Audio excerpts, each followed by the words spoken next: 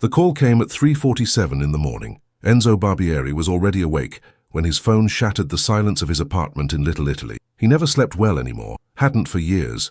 The weight of being a capo in the Rossi family meant carrying bodies in your dreams, faces of men you'd ordered beaten or buried, their eyes accusing you from beyond whatever hell awaited soldiers like him. But this call was different. Enzo, the voice belonged to Tommy Greco, one of the younger soldiers who pulled night duty at the Don's estate. His words came out strangled, barely human. "You need to get here. Now. Don't call anyone. Just come."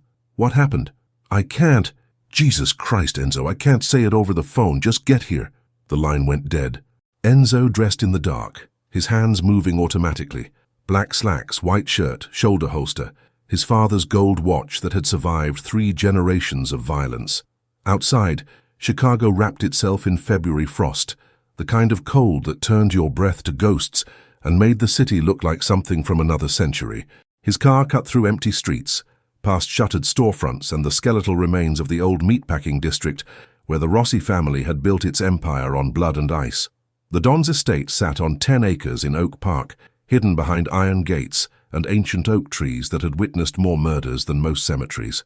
Enzo's headlights caught the familiar figures of armed men at the entrance, but their faces looked wrong, pale, shocked, like they'd seen something that broke them.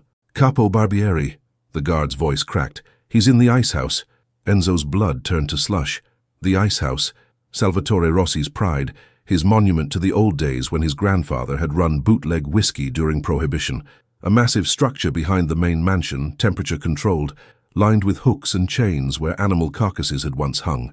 The Don kept it maintained as a museum, a reminder of where the family came from. Sometimes he took associates there to make a point, to show them what happened to meat that spoiled. Enzo walked the stone path through the garden. His breath formed clouds in the air. The mansion loomed dark, except for a single light burning in an upper window. Giuliana's room, the Don's daughter.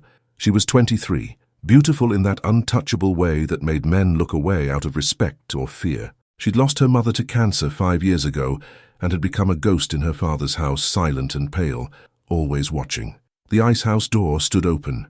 Tommy Greco waited outside, his face the color of spoiled milk. "I'm sorry, Capo. I'm so sorry you have to see this." "Where is everyone else?" "Inside. Marco, Angelo, the butcher. They've been in there for 20 minutes. Nobody said a word." Enzo stepped through the threshold, and the cold hit him like a fist. Not the chill of winter, but something deeper, Arctic, the kind of cold that existed in places where nothing lived. Industrial lights blazed overhead, turning everything clinical and merciless. In the center of the room, suspended from a meat hook by a chain wrapped around his chest, hung Don Salvatore Rossi, frozen solid. His eyes were open, glazed with ice. His mouth gaped in a scream that would never finish. Frost covered his expensive suit, his hands, his face, transforming Chicago's most feared crime lord into a statue of horror. The hook pierced through his shoulder blades, and the chain, thick enough to hold a side of beef, creaked slightly as the body swayed in the refrigerated air. Enzo felt his stomach try to climb out of his throat. "Mother of God," he whispered. 3 men stood in a semicircle around the corpse, their faces carved from the same cold that had killed their boss. Marco Vitelli, the underboss, was a bull of a man with hands like sledgehammers and eyes that had never shown mercy. He stared at the Don's frozen form with an expression Enzo had never seen before. Not grief, not shock, but something worse. Calculation. Angelo Santoro, the family's accountant and closest thing to a legitimate businessman they had, looked like he might vomit. His wire-rimmed glasses had fogged from the temperature change, and he kept taking them off and putting them back on, as if hoping the corpse would disappear. And then there was the butcher. Nobody knew his real name. He'd been the family's enforcer for 15 years, a man who turned punishment into art. 6'4", lean like a knife, with hands that had broken more bones than a car crusher. He stood perfectly still, his dead eyes fixed on the Don, and Enzo realized with a chill deeper than the room's temperature that the butcher was smiling, just barely, just enough. "How?" Enzo's voice sounded small in the vast space. "That's what we're trying to figure out." Marco's words came out clipped, controlled. "The temperature logs show the room was at 34 degrees until 11:43 last night. Then someone cranked it down to -20. The system locked from the inside. Emergency override disabled." Who found him? Juliana. Angelo spoke without looking away from the body. She came down at 3:15, said she heard her father calling her name. That's impossible. He's been dead for hours. I know what's impossible. Angelo's voice cracked, but that's what she said. She's upstairs now. Won't speak to anyone. Enzo forced himself to look at the Don's face again. Salvatore Rossi had ruled Chicago's underworld for 32 years. He'd survived 5 assassination attempts, 2 federal investigations, and a war with the Calabrian families that had left 40 men dead. He'd been untouchable, unstoppable, a force of nature wrapped in expensive suits and old-world violence. Now he was meat on a hook. "Where's Isabella?" Enzo asked. The silence that followed was louder than a gunshot. Marco turned slowly, and Enzo saw something dangerous flicker behind his eyes. "That's the question, isn't it?" "What do you mean?" "Isabella Mancini." Marco pronounced each syllable like a death sentence. The Don's Consigliere, the woman who had access to everything, his schedules, his security codes, his secrets, the only person besides Salvatore himself who knew how to operate the Icehouse systems. He paused, letting the implications settle like poison. She's gone. Gone. Vanished. Her apartment in the city is empty. Cleaned out. No note, no explanation, no trace, like she never existed. Enzo felt the floor tilt beneath him. Isabella. He'd known her for 12 years, since the day Salvatore had shocked everyone by naming a woman as his consigliere. She'd been brilliant, ruthless when necessary, loyal to a fault. She'd saved Enzo's life once, warning him about a setup by a rival crew. He'd watched her whisper counsel into the Don's ear at bloody feasts, seen her sentence men to death with nothing but a nod, witnessed her navigate the brutal politics of the family with a grace that made ballet look clumsy. And he'd loved her, in the silent, desperate way men love things they can never have. "You think she did this?" Enzo's voice came out flat. "I think she's the only one who could have." Marco stepped closer to the frozen corpse, his breath forming clouds. 20 years she played the loyal advisor. But what do we really know about Isabella Mancini? Where she came from? Who she was before Salvatore found her? Nothing. She was a ghost then, and she's a ghost now. She would never, wouldn't she? Marco whirled on him. "She's a woman, Enzo. No matter how smart, how useful, she was never one of us. Never truly family. And the Don knew things about her. Secrets even I wasn't privy to. Maybe she decided to silence him before those secrets came out." The butcher spoke for the first time, his voice like gravel scraped across ice. "The chain." Everyone turned. "What about it?" Marco demanded. The butcher pointed one long finger at the hook piercing the Don's body. "That's the same hook where Salvatore hung Arturo Gallo 17 years ago. After Arturo talked to the feds, the Don made him watch his own freezing, kept him conscious as long as possible, made all of us watch." His smile widened slightly. Isabella was there too. She held the Don's coat. Enzo remembered. God help him, he remembered. Arturo Gallo screaming as the temperature dropped, his pleas for mercy turning to ice crystals on his lips. Isabella, standing perfectly still beside Salvatore, her face showing nothing. "Someone's making a point," the butcher continued. "This isn't murder. It's a message. Then we find Isabella and make her explain it." Marco's voice carried the weight of command. "Enzo, you knew her better than most. Where would she go?" "I don't know." "Think." "I said I don't know." Enzo's shout echoed off the frozen walls. "She never talked about family, about the past, about anything except the business. If she's running, she could be anywhere. Then we make her come to us." Marco pulled out his phone. "Angelo, contact our people at O'Hare, Midway, Union Station. Her face goes out to every airport, every bus terminal, every way out of this city. The butcher, I want every safe house, every associate, every person who ever did business with Isabella brought in for questioning. If she so much as bought a coffee in the last 24 hours, I want to know about it. And if we find her?" the butcher asked, though his tone suggested he already knew the answer. "We bring her in alive. She's going to tell us why she killed the Don. And then—" Marco looked up at the frozen corpse, swaying slightly on its chain. "Then she's going to die the same way he did, slowly, screaming while everyone watches." Enzo felt sick, not because Marco was wrong. If Isabella had done this, she deserved whatever came, but because some part of him, some stupid, desperate part, couldn't believe it. The woman who'd taught him the difference between necessary violence and cruelty. The woman who'd once told him that loyalty wasn't about blind obedience, but about protecting the things that mattered. The woman who'd looked at him last month during a family meeting and mouthed 2 words, "Be careful." "There's something else." Angelo's voice wavered. "The Don's personal safe in his study. It's open. Empty." Marco went very still. "What was in it?" "I don't know. Nobody knows except Salvatore and Isabella." Marco's hands clenched into fists. Of course. She takes whatever leverage he had, whatever secrets could destroy her, and she runs. Classic betrayal. Or someone setting her up. Enzo couldn't stop himself. Think about it. This is too perfect, too obvious. Isabella's smart. If she wanted the Don dead, she wouldn't leave such a clear trail. Or maybe she's arrogant. Marco stepped close enough that Enzo could smell the coffee on his breath. Maybe she thought she was untouchable. Maybe 20 years of being the Don's favorite made her believe she was special. His eyes hardened. "But nobody's special, Enzo. Nobody gets away with killing a Don, not even her." A sound from the doorway made them all turn. Giuliana Rossi stood at the threshold of the Icehouse, wrapped in a white nightgown that made her look like a spectre. Her dark hair fell in waves past her shoulders, and her eyes, her father's eyes, amber and fierce, fixed on the frozen corpse with an intensity that made Enzo's skin crawl. "Giuliana." Marco's voice softened slightly. "You shouldn't be here." I heard him.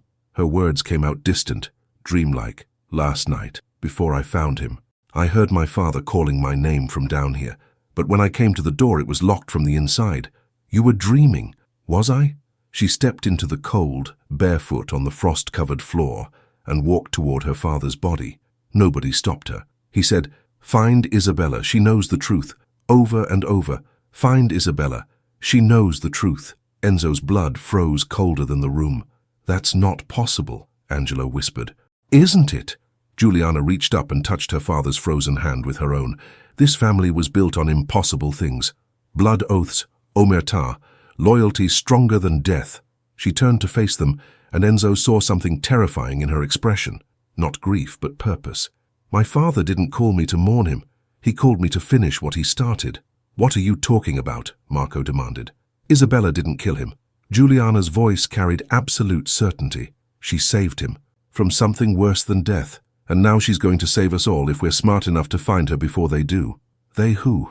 But Giuliana had already turned and walked back toward the door, her nightgown trailing through patches of frost like a bride leaving her own funeral. "Miss Rossi," Marco called after her. "Giuliana, wait."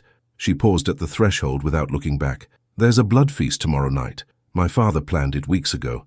Every capo, every associate, everyone who matters will be there to celebrate his birthday." A terrible smile crossed her lips. "We're going to have it anyway, and we're going to find out who really wanted my father dead." Then she was gone, leaving only footprints in the frost and the echo of her words. The four men stood in silence, surrounding the frozen Don like mourners at a wake that would never end. Somewhere in Chicago, Isabella Mancini was running or hiding or planning something that none of them could imagine. And somewhere else, in the shadows that had always fed the Rossi family, something was stirring, something that had waited years for this moment. Enzo looked up at Salvatore's frozen face one last time and felt the truth settle in his bones like winter. The Don was dead. The Consigliere had vanished.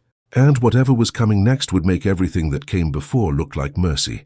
Outside, dawn broke over Chicago with the color of old blood, and the city held its breath, waiting for the violence that always followed silence. The game had changed. The hunt was on. And nobody, not Marco with his ambition, not the butcher with his hunger, not even Enzo with his desperate hope, had any idea what they were really hunting, or what would happen when they finally found it. In an apartment 17 blocks away, Isabella Mancini sat in darkness with a gun on the table and a file folder in her lap. The folder was labeled in Salvatore's handwriting, "The Truth About Chicago," and inside were documents that would burn the entire family to ash. She whispered to the empty room, to the ghosts of 20 years, to the man who'd been both her mentor and her warden. "I'm sorry, Salvatore, but you were right. Some secrets are worth dying for." Then she loaded the gun, memorized the names in the folder, and prepared to disappear into a city that had taught her everything about shadows. The story of Isabella Mancini was just beginning, and Chicago would never be the same. 20 years earlier, Isabella Mancini had walked into the Rossi family's clubhouse on Halsted Street, carrying nothing but a leather briefcase and a death wish. She was 28 years old, thin as a knife blade, with dark eyes that had already seen too much.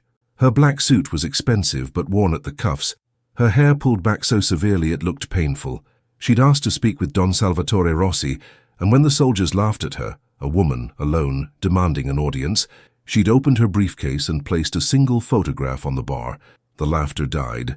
In the photograph, Salvatore's youngest brother, Antonio, sat at a cafe in Naples with 3 men, federal agents.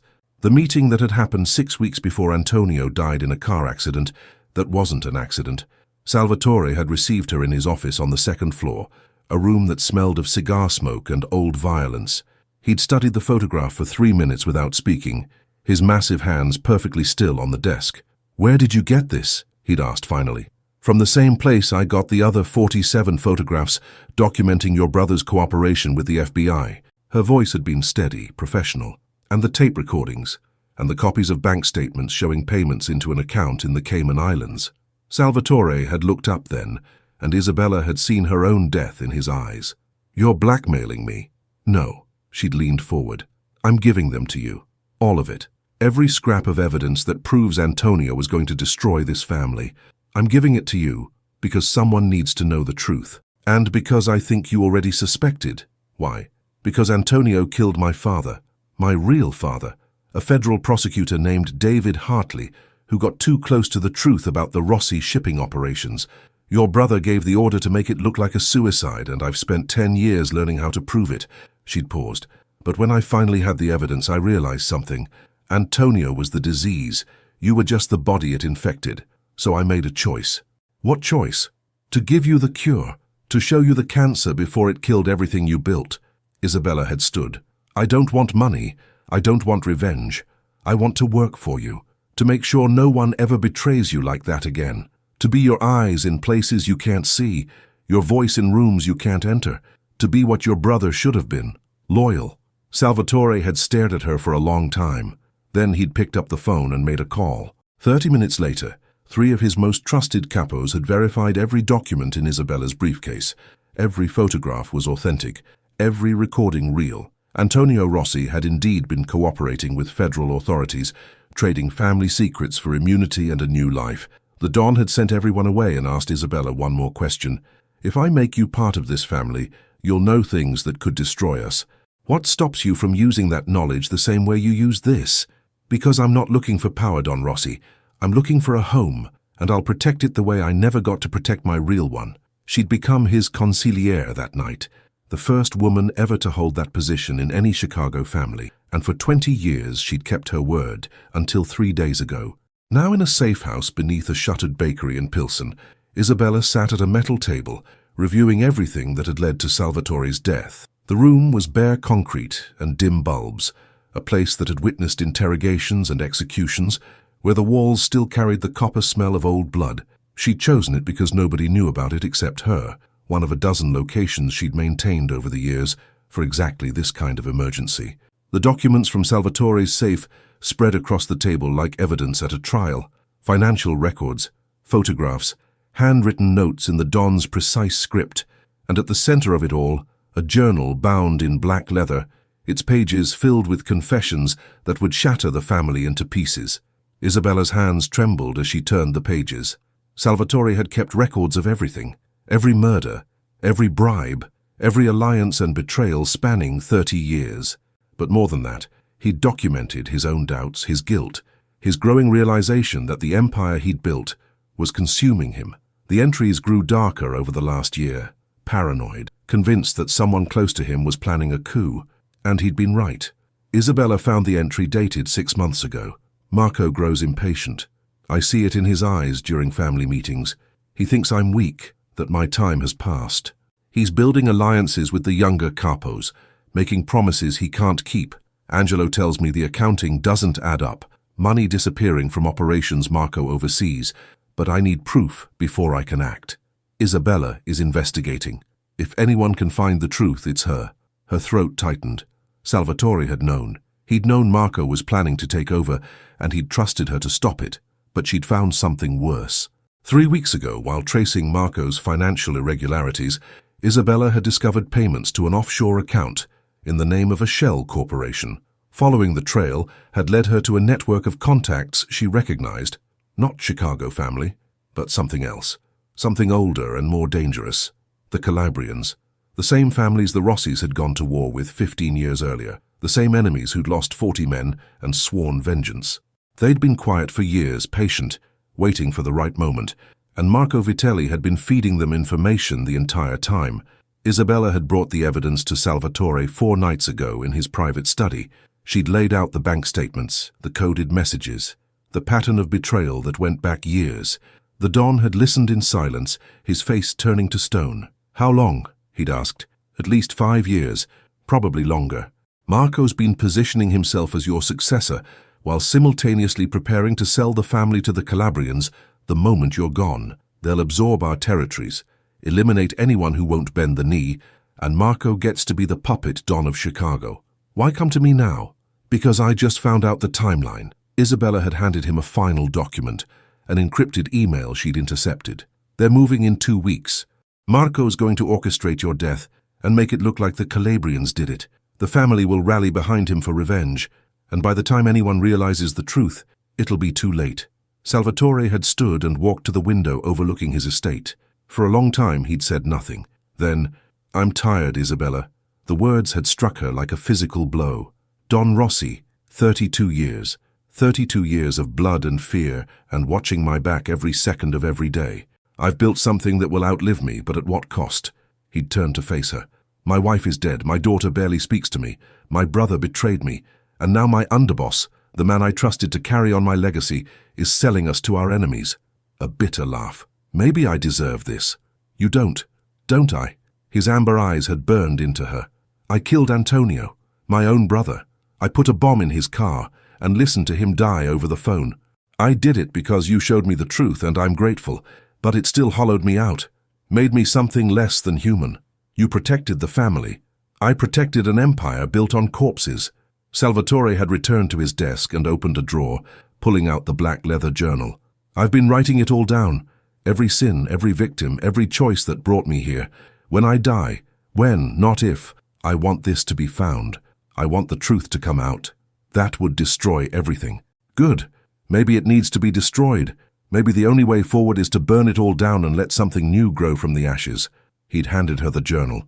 "Keep this safe, and when I'm gone, decide what to do with it. You're the only one I trust to make that choice." "Don Rossi, please." "Isabella." His voice had softened. "You came to me 20 years ago to give me the truth about my brother. You've been giving me truth ever since. Now I'm giving it back. This family, this life, it's not what I wanted it to be, but maybe you can make it into something better. After I'm gone, I won't let Marco kill you. You can't stop what's already in motion, but you can survive it. You can take what I've given you and use it to protect the people worth protecting." He'd looked toward the ceiling, toward where his daughter slept. "Juliana, she's innocent in all this. When the war comes, make sure she gets out. Promise me." Isabella had promised. 2 days later, Salvatore was dead. Now, sitting in the safe house with the journal open before her, Isabella understood the terrible truth. Salvatore hadn't been murdered.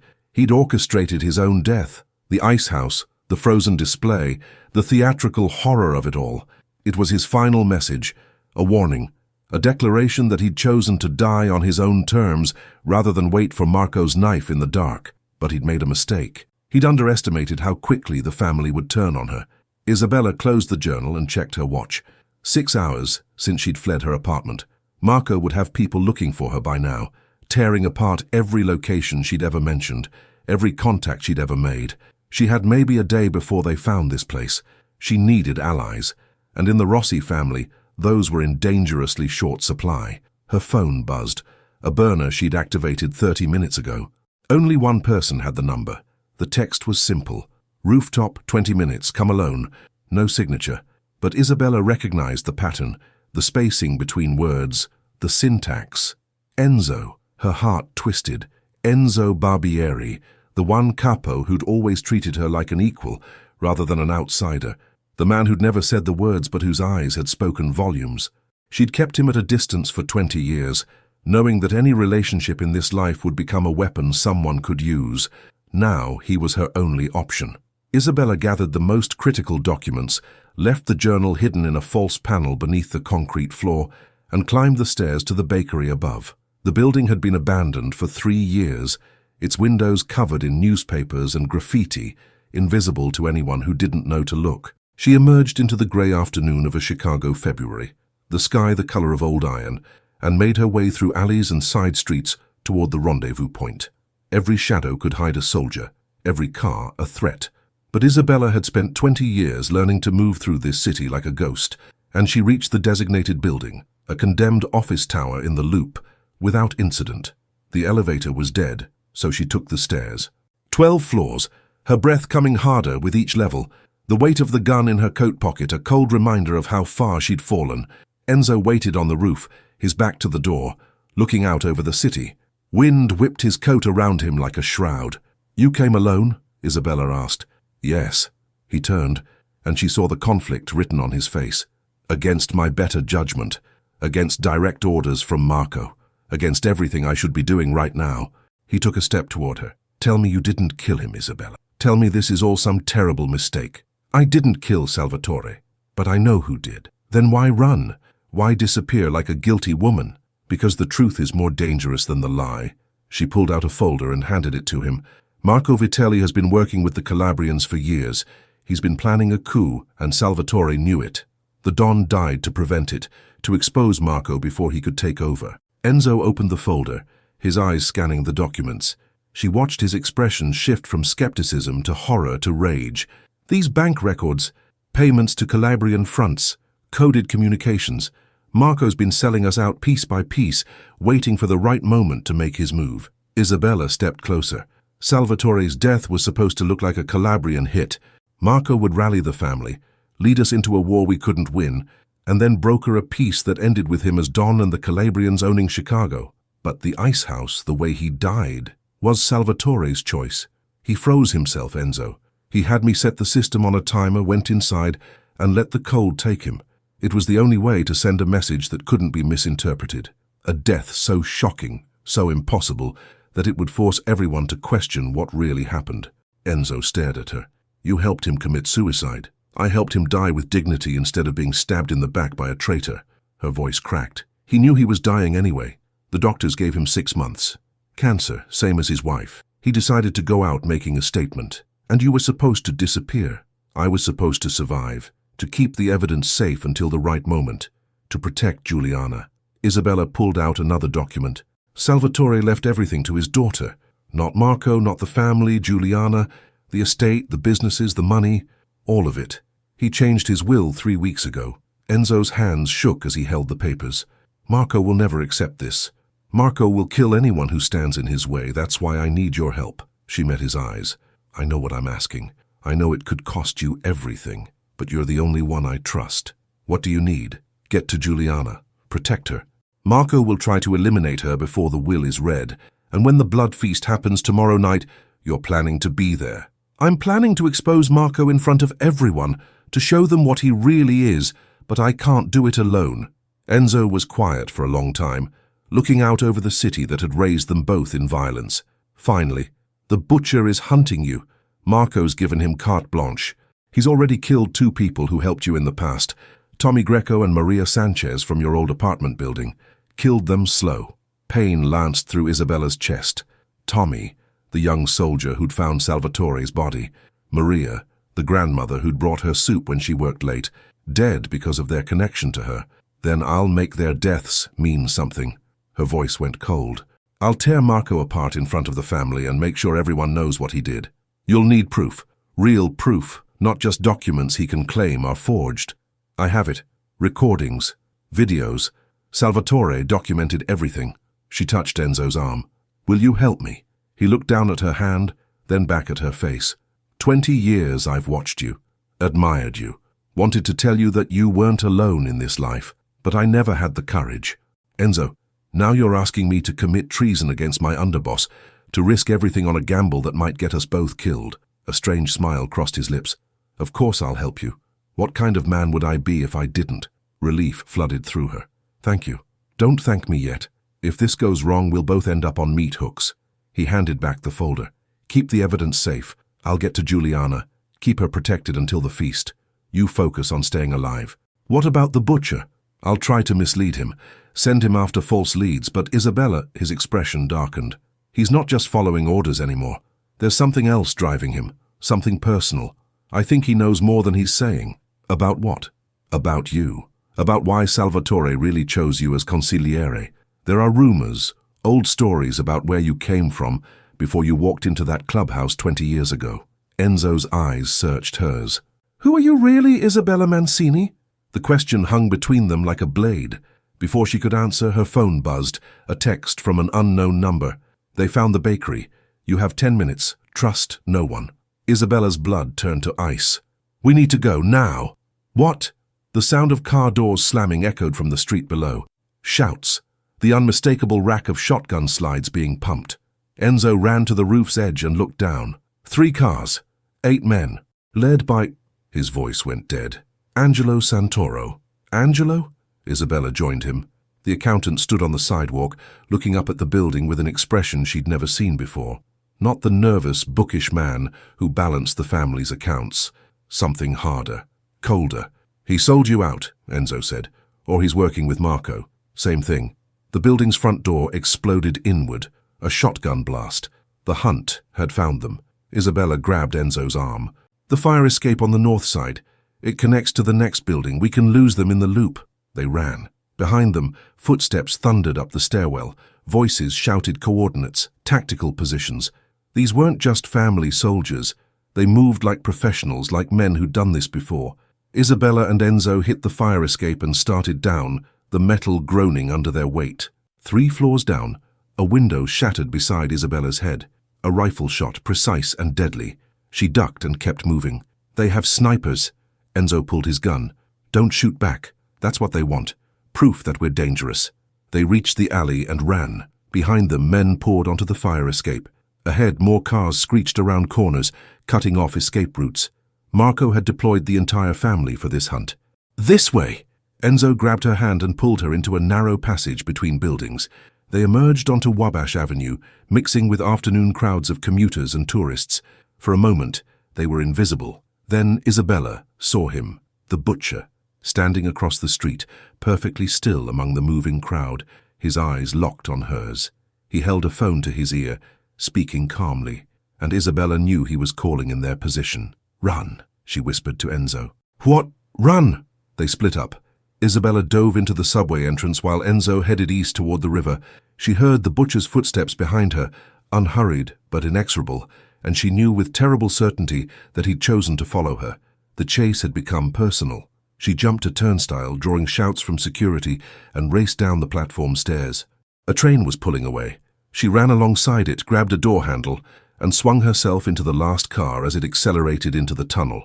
Through the closing doors, she saw the butcher standing on the platform, watching her go. He wasn't angry or frustrated. He was smiling, like he knew something she didn't, like this was all going according to plan. The train carried Isabella into darkness, deeper into the city's belly, and she realized with growing horror that she'd made a terrible mistake. Salvatore's death wasn't the beginning of Marco's coup. It was the middle, and somewhere in Chicago, pieces were moving on a board she couldn't see, played by someone whose identity she hadn't even guessed. The blood feast was tomorrow night, and Isabella had less than 24 hours to figure out who was really trying to destroy the Rossi family, before they destroyed her first. The Rossi family mansion blazed with light against the February darkness, like a funeral pyre waiting to be lit. Giuliana Rossi stood at her bedroom window watching the cars arrive, black sedans and town cars forming a procession up the long driveway, headlights cutting through the skeletal oak trees. Every capo in Chicago, every associate who mattered, every soldier loyal to the family. They came dressed in black suits and grim faces, here to honor a dead Don and decide the future of an empire built on blood. She hadn't slept since finding her father's frozen corpse. Every time she closed her eyes, she saw him swaying on that meat hook, his mouth open in a scream that would echo through her nightmares forever. But worse than the image was the voice she kept hearing. His voice calling to her from impossible places, from empty rooms, from the winter wind, from the shadows that gathered in corners when she wasn't looking. Find Isabella. She knows the truth. Giuliana touched the cold glass and whispered back to the ghost that wouldn't let her rest. I'm trying, Papa. I'm trying. A knock at her door. She turned to find Enzo Barbieri standing in the hallway, his face grave. It's time, Miss Rossi. The feast is about to begin. She nodded and picked up the black dress she'd laid out. the same one she'd worn to her mother's funeral 5 years ago. It still fit, though she'd lost weight since then. The life had been draining out of this house long before her father died. Enzo, she stopped him as he turned to leave.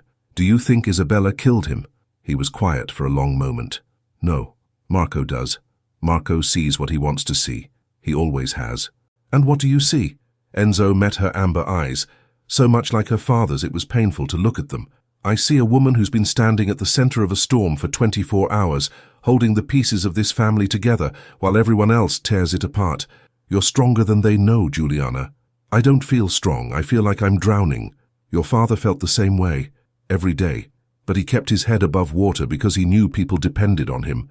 Enzo stepped closer. Isabella is alive. She's in hiding, but she's going to be here tonight. When she arrives, things are going to happen very fast. I need you to trust me, no matter what you see. Juliana's heart hammered. She's coming here? To the feast? She has evidence. Proof of who really betrayed your father. But Marco won't let her speak unless we force his hand. He pulled something from his pocket, a small digital recorder. Your father gave this to Isabella 2 weeks before he died. It's his voice, his testimony about everything that's been happening. When the moment comes, I need you to play it. Loud enough for everyone to hear. She took the recorder with trembling fingers. What's on it? The truth. All of it. Things that will change everything. His expression darkened. But Juliana, once you press play, there's no going back. Your life will never be the same. If you want to walk away from all this, if you want to leave Chicago and never look back, I'll help you, right now, before it's too late. She thought about it. About walking out of this mansion, this life, leaving behind the blood and the fear and the weight of a legacy she'd never asked for.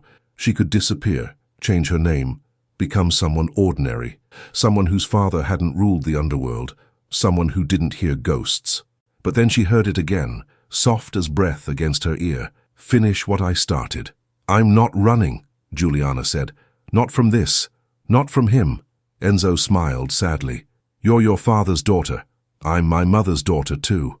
And she taught me that sometimes the strongest thing you can do is stand still while the storm rages around you. Juliana slipped the recorder into her purse. Let's go honor the dead. The grand dining room had been transformed for the feast. Long tables covered in white cloth stretched the length of the room, set with crystal and silver that caught the light from 3 massive chandeliers. At the head table, positioned where Salvatore should have sat, an empty chair draped in black cloth served as a reminder of absence. On either side, seats of honor for the family's leadership. Marco Vitelli occupied the right hand of the empty chair, dressed in a charcoal suit that made him look like a storm given human form. His eyes swept the room constantly, cataloguing every face, every expression. This was his moment. Everyone knew it. Angelo Santoro sat to Marco's right, nervous and pale, barely touching the wine in front of him. He kept glancing at the door, as if expecting disaster to walk through it. The butcher stood against the far wall, not seated, his presence a threat rather than a guest. His dead eyes watched the room with the patience of a predator who knew his prey would eventually run. 50 men filled the tables, capos and their lieutenants, soldiers who'd earned the right to be here through years of loyalty and violence. They ate and drank, but the usual boisterous atmosphere of family gatherings was absent. Instead, a tension hung over the feast like smoke, heavy and suffocating. Juliana entered with Enzo, and a hush fell. She walked to the head table with her head high, ignoring the stares, and took her seat on the left side of her father's empty chair. The symbolism wasn't lost on anyone. She was claiming her position as Salvatore's heir. Marco's jaw tightened, but he raised his glass. To Juliana Rossi, daughter of a legend. May she find peace in these difficult times. The room echoed the toast, but the words felt hollow. Thank you, Marco. Juliana's voice carried clearly. My father would be honored to see so many loyal soldiers gathered in his name. He always said this family was stronger than any single man, that we survived because we stood together. Wise words, Marco agreed, which is why we must address the matter at hand. Isabella Mancini has betrayed us. She murdered Don Rossi and fled with family secrets. Until she's found and made to answer for her crimes, none of us are safe. Murmurs of agreement rippled through the room. With respect, underboss, Enzo spoke up. We don't know that Isabella killed anyone. We've seen no proof, only circumstantial evidence. She disappeared the same night the Don died. She emptied his personal safe. She's been spotted fleeing from our men. Marco's voice hardened. What more proof do you need, Capo Barbieri? Or perhaps your judgment is clouded by personal feelings?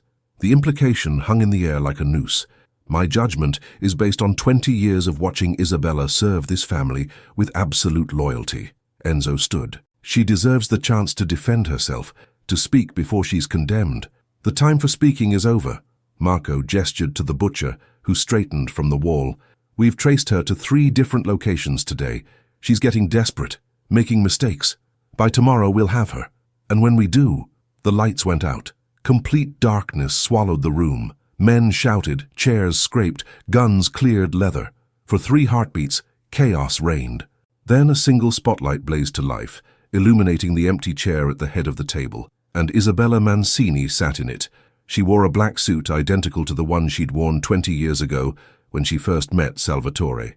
Her hair pulled back severely, her hands folded calmly on the table. She looked like a judge presiding over a trial. The room exploded with motion, soldiers reaching for weapons, capos shouting orders, the butcher moving forward like a shark scenting blood. "Nobody move," Isabella's voice cut through the pandemonium, "or I'll detonate the explosives I've placed throughout this mansion." Everyone froze. She held up a small device, a dead man's switch, her thumb pressed down on the trigger. C4, planted in the foundation, the walls, the wine cellar, enough to bring this entire building down. If my thumb comes off this button, we all die together. Marco's face had gone purple with rage. "You're bluffing." "Am I?" Isabella smiled without warmth. "You know me, Marco. You know I don't bluff. Salvatore taught me that the first rule of power is to always be willing to go further than your enemy expects. So ask yourself, am I willing to die to expose you? Because I think we both know the answer." The butcher had stopped 3 feet from her, his hand on his gun but not drawing it. His eyes studied her with something almost like respect. "What do you want?" Juliana asked, her voice steady despite the fear racing through her veins. "I want the truth to be heard. I want this family to know what really happened to Don Rossi before they make a decision they can't take back." Isabella's eyes swept the room. "I'm going to tell you a story, and when I'm done, you'll understand why I disappeared, why I had to." "We're not interested in your lies," Marco snarled. "Then you won't mind if I prove they're not lies." Isabella nodded to someone in the darkness at the edge of the room. A projector hummed to life, throwing an image onto the white wall behind the head table.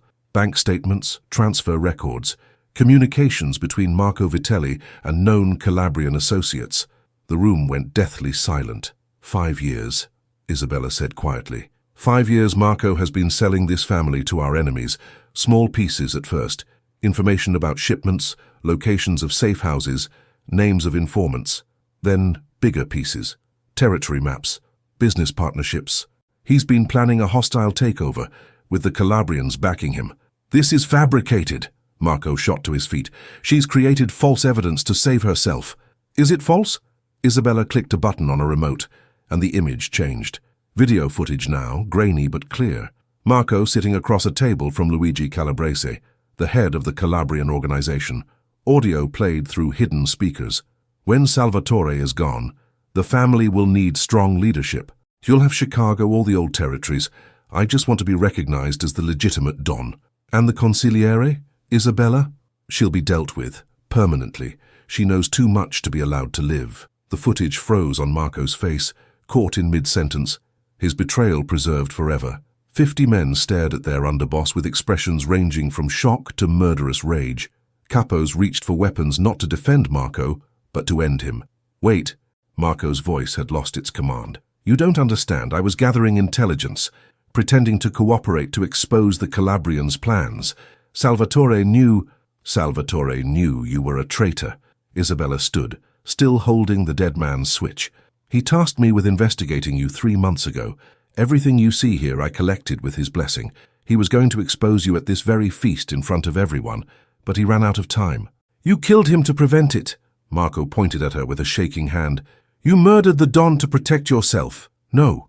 Juliana's voice rang clear. "She didn't kill him. He killed himself." Every eye turned to the Don's daughter. She stood, pulled out the digital recorder Enzo had given her, and set it on the table. Her finger hovered over the play button. "My father recorded this 2 days before he died, his final testimony, his truth." She looked at Isabella. "He wanted you to hear it." Juliana pressed play. Salvatore Rossi's voice filled the room, strong and clear. the voice of a Don addressing his family one last time. "If you're hearing this, then I'm dead, and you're probably being told that Isabella Mancini killed me. But I need you to know the truth. I'm dying. Cancer. The doctors gave me 6 months, maybe less. I could wait for the disease to eat me alive, or I could die on my own terms. I chose my own terms." The room was so silent that the recording sounded like thunder. "Marco Vitelli is a traitor. He's been working with the Calabrians to destroy everything I built. Isabella uncovered his plot, and together we planned my death, a death that would be impossible to ignore, impossible to explain away. I went into the Icehouse willingly. I set the timer myself. I chose to freeze rather than be stabbed in the back by a man I trusted. Several capos were on their feet now, murder in their eyes, all of it focused on Marco. I'm leaving everything to my daughter, Giuliana. The business, the money, all of it. She's innocent in our world of sin, and I want her to have the choice I never did, to walk away or to build something better from the ruins. Isabella has all the evidence you need to make the right decisions. Trust her. She's been loyal when others have not. She's been family when blood failed me." A pause, then Salvatore's voice softened.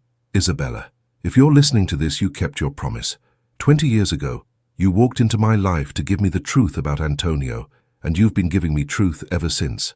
Now I'm giving you one last gift, my blessing.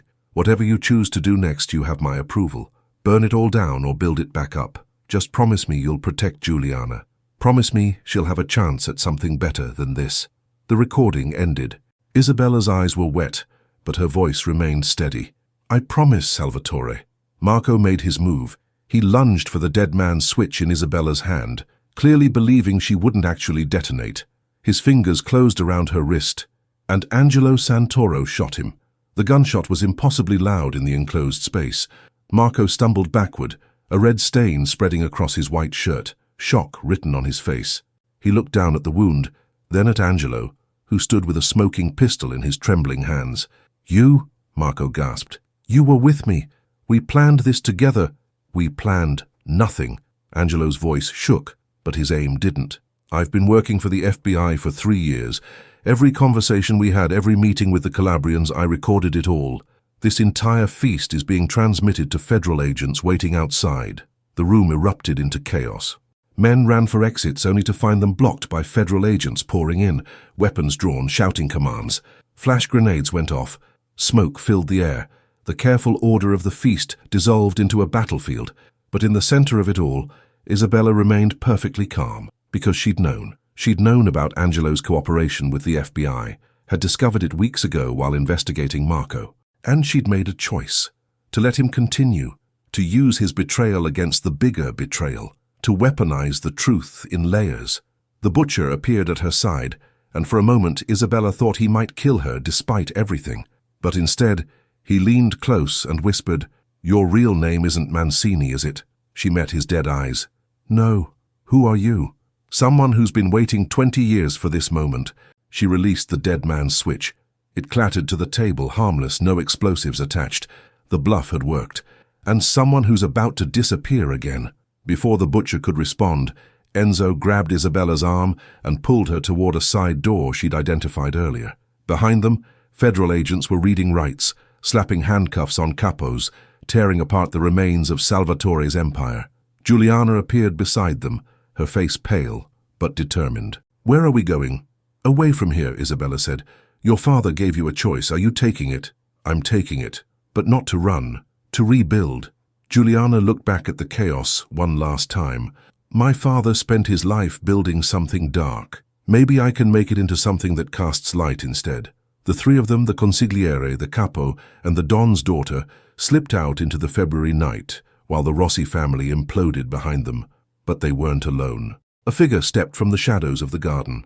A man Isabella recognized from photographs in Salvatore's journal. A man who shouldn't be alive. Antonio Rossi, Salvatore's brother. The traitor she'd exposed 20 years ago. The man who'd supposedly died in a car bomb. He smiled at her shock. "Hello, Isabella. Or should I call you by your real name? Sarah Hartley, daughter of the prosecutor I had killed, the woman who's been playing the long game for 2 decades. Isabella's world tilted. "You didn't die," she whispered. "Obviously not. Salvatore thought he killed me, but I was always 3 steps ahead of my brother.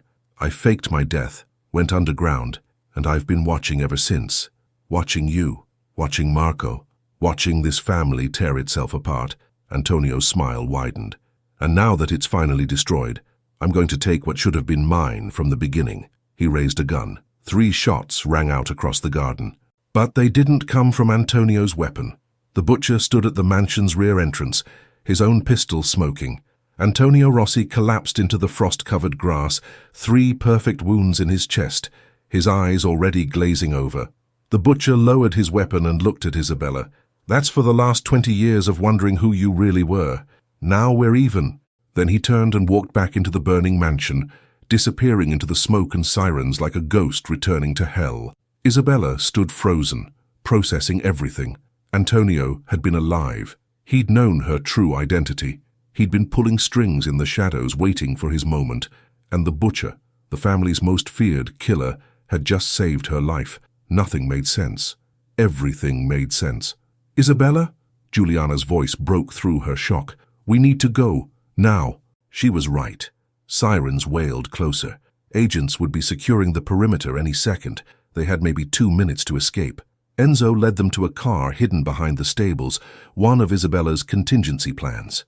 They piled in and drove into the Chicago night, leaving behind the only life any of them had ever known. Behind them, the Rossi mansion burned, not with actual fire, but with the light of federal flashlights and the white-hot glare of exposure.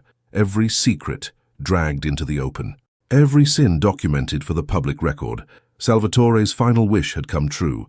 The empire was ash, but from ash, new things could grow. In the passenger seat, Isabella reached into her coat and pulled out the black leather journal, the one she'd kept hidden even from Enzo. Salvatore's complete confession. Every murder, every crime, every name. What's that? Juliana asked. Your inheritance. The real one. Everything your father knew, everything he did, everyone he hurt. Isabella held it out. Your choice what to do with it. Burn it and move on, or use it to make sure the right people are held accountable. Juliana took the journal with reverent hands. What will you do? Disappear. For real this time. Sarah Hartley died a long time ago. Isabella Mancini died tonight. Time to find out who I am when I'm not playing a role. You could stay. Help me build something new. I've spent 20 years in the shadows, Juliana. I need to find the light. Isabella smiled sadly. But I'll be watching. And if you need me, if things get dark again, I'll come back. Enzo drove them to O'Hare, to a private hangar where Isabella had plane tickets waiting under 3 different names. As they stood in the hangar, preparing to part ways, Juliana hugged her, the daughter of the Don embracing the woman who'd helped destroy and save her family in the same night. Thank you, Juliana whispered, for giving me the truth. Your father gave you the truth, I just delivered it. Isabella pulled back. Be better than us, be better than all of this. I will. Isabella turned to Enzo, and for a moment, words failed them both. Then he pulled her close, kissed her forehead, and spoke against her hair. Find happiness, Isabella. Wherever you're going, whatever name you use, find something worth more than revenge. I'll try. She boarded a plane bound for somewhere else, somewhere without ghosts or blood debts or the weight of 20 years of lies. As the aircraft lifted into the night sky, Isabella looked down at Chicago, the city that had been her prison and her home, the place where she'd become someone else to survive, and finally found herself again. The Rossi family was finished. Marco would face federal charges. Angelo would enter witness protection. The butcher would fade back into the shadows he'd always inhabited. And Juliana Rossi would face the impossible task of building something clean from materials soaked in blood. But Isabella Mancini, Sarah Hartley, the woman who'd spent 2 decades becoming a ghost to avenge her father's murder, was finally free. Free to mourn, free to heal, free to be something other than vengeance wrapped in silk. The plane disappeared into the clouds, and with it, the last connection to a life that had ended in an icehouse with a Don who'd chosen to freeze rather than bow. Chicago kept breathing below, indifferent and eternal, already forgetting the empire that had crumbled in a single blood-soaked feast. But some things can't be forgotten. Some ghosts never rest. And in a safe house beneath a shuttered bakery in Pilsen, hidden in concrete and silence, a young man found the black file Isabella had left behind. The file labeled, "The Truth About Chicago." He opened it, read the names, saw his father's photograph, and made a choice that would echo through the next 20 years. The cycle wasn't broken. It had only changed hands. But that's another story, for another time, for another ghost waiting to be born. 3 months after the blood feast, Giuliana Rossi sat in a coffee shop in Evanston, far from the ruins of her father's empire, and tried to remember what normal felt like. The federal case against the Rossi family had been the largest organized crime prosecution in Chicago history. 43 indictments, 17 convictions, assets seized, properties confiscated, bank accounts frozen. The mansion where she'd grown up now belonged to the government, scheduled for auction. The legitimate businesses her father had used as fronts were being dismantled piece by piece. Marco Vitelli had died in custody 3 weeks after his arrest, shanked in the shower by a Calabrian operative who'd somehow gotten himself transferred to the same facility. The message was clear. Betrayal had a price, and the Calabrians always collected their debts. Angelo Santoro had vanished into witness protection, with a new name and a new life somewhere in Middle America, his testimony having destroyed what remained of Chicago's Mafia infrastructure. And the butcher, he'd simply disappeared. No arrest, no body, no trace. Like he'd never existed at all. Giuliana sipped her latte and tried to focus on the textbook open in front of her. She'd enrolled at Northwestern under her mother's maiden name, Giuliana Moretti now, pursuing a degree in social work. The irony wasn't lost on her. The daughter of a crime lord studying to help vulnerable communities, the same communities her father had exploited for 3 decades. But Salvatore's journal sat heavy in her apartment, a constant reminder that redemption wasn't simple. Every page documented crimes that could still hurt people, still destroy families. She'd spent weeks reading it, absorbing the full scope of her father's sins, and now she faced an impossible choice. Burn it and let the dead bury the dead, or turn it over to authorities and watch more lives shatter. Mind if I sit? Giuliana looked up to find a woman in her 50s standing beside the table, well-dressed, professional, with kind eyes and graying hair pulled back in a bun. She carried herself with the confidence of someone who'd earned every gray hair through hard experience. "I'm sorry. Do I know you?" "No, but I knew your father." The woman sat without waiting for permission. "My name is Detective Catherine Walsh, Chicago PD Major Crimes Division. Retired now, but I spent 15 years trying to put Salvatore Rossi behind bars." Giuliana's blood ran cold. "I don't have anything to say to you. I'm not here in an official capacity. I'm here because I've been watching you for the last month, and I think you're carrying something that's eating you alive." Catherine's eyes were piercing but not unkind. "A journal, maybe. Something your father left behind. Something you can't decide what to do with. How did you—" "Because I know what guilt looks like, Giuliana. I've seen it in mirrors for 20 years. Catherine leaned back. "Your father and I had an understanding. He knew I was watching him. I knew he'd never make a mistake big enough for me to catch him. We danced around each other for over a decade, and in that time, I learned something important." "What?" "That Salvatore Rossi wasn't entirely evil. He was a man who made terrible choices that led to worse choices, until he couldn't find his way back to anything good. But he loved you. That much was real." Tears pricked Giuliana's eyes. "You didn't know him."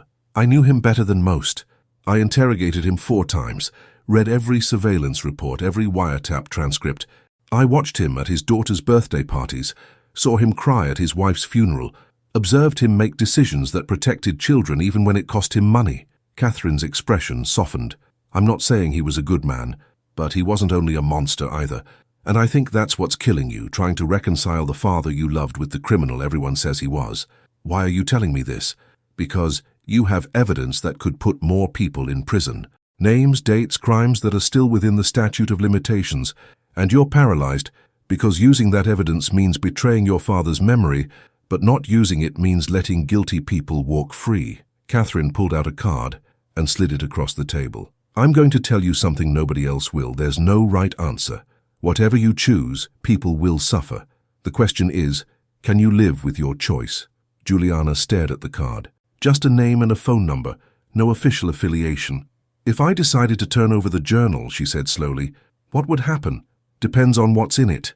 If it documents active criminal enterprises, ongoing fraud, or identifies victims who never got justice, then yes, people would be prosecuted, but it would also give closure to families who've spent years wondering what happened to their loved ones. It would stop operations that are still hurting people. It would matter. And if I burned it, then you'd carry the weight of those secrets alone until they buried you. Trust me, I know. Catherine stood. Think about it. And if you want to talk, about the journal, about your father, about what comes next, call me. No pressure, no judgment. Just someone who understands that being the child of a complicated man is its own kind of hell. She walked away, leaving Juliana alone with her textbook and her impossible choice. That night, Juliana returned to her apartment, a modest one-bedroom in a building that had never known her real name, and pulled Salvatore's journal from its hiding place in the air vent. She'd read it cover to cover 3 times, memorizing every entry, every crime, every name. But tonight she noticed something she'd missed before, a loose page tucked into the back binding. She carefully extracted it and unfolded yellowed paper that looked decades old. A letter, written in her father's handwriting but dated 25 years ago, before Juliana was even born. My dearest Maria, if you're reading this, then I'm gone, and our daughter is old enough to understand. I'm writing this because I need someone to know the truth, and you're the only one I trust with it.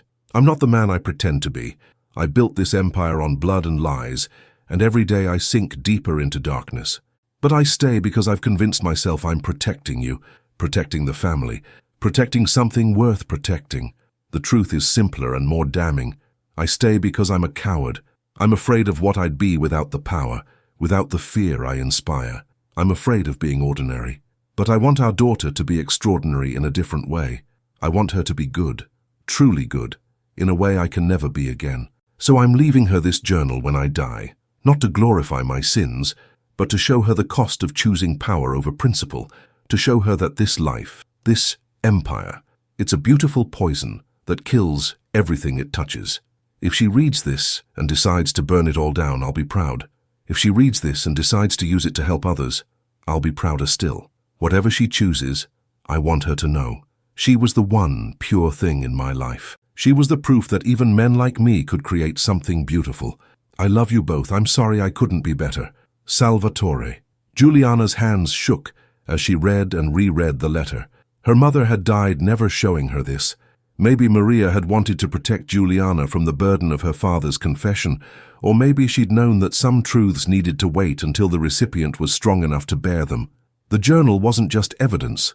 It was her father's final gift, his attempt at redemption through transparency, his hope that his daughter would be brave enough to do what he couldn't, choose the harder right over the easier wrong. Juliana picked up the card Detective Walsh had given her, made her choice, called the number. 2 weeks later, in a secure conference room in the Federal Building downtown, Juliana sat across from 3 prosecutors and Detective Walsh. Salvatore's journal lay on the table between them, like a bomb waiting to detonate. This is extraordinary, the lead prosecutor said, flipping through pages with gloved hands. If even half of these entries can be corroborated, we're looking at cases that span 3 decades. Murders, extortion, racketeering, and names. So many names. Some of these people are dead, Juliana said quietly. Some have left the life. Some are still active. I need your promise that you'll use discretion, that you won't destroy lives unnecessarily. Miss Rossi, this is evidence of serious crimes. I know what it is. Her voice hardened, carrying an echo of her father's command. But my father wrote this as a confession, not an accusation. He wanted the truth to come out, but he also wanted it to mean something, to help people, not just punish them. Detective Walsh spoke up. What are you proposing? Use the journal to find victims, to give families closure, to stop ongoing operations that are still hurting people.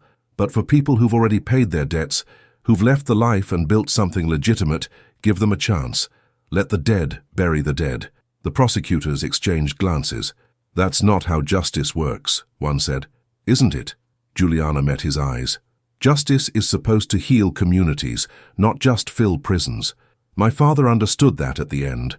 That's why he left this behind. Not for revenge, but for restoration. We'll need time to review everything, the lead prosecutor said. To determine which cases are viable, which crimes can still be prosecuted. This could take months. Take all the time you need. Just promise me you'll use it wisely. As Juliana left the Federal Building, she felt lighter than she had in months. The journal was no longer her burden alone.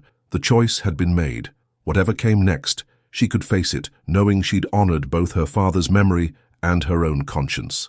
Her phone buzzed. A text from an unknown number. I heard you made the right choice. Your father would be proud. Isabella. Juliana smiled and typed back. Thank you for everything. Where are you? The response came a minute later. Somewhere sunny. Somewhere I can breathe. Be well, Juliana. You're going to do great things. Then nothing. The number would probably be disconnected by now. Isabella moving on to yet another identity, another life. But knowing she was out there, free and healing, made Juliana's choice feel even more right.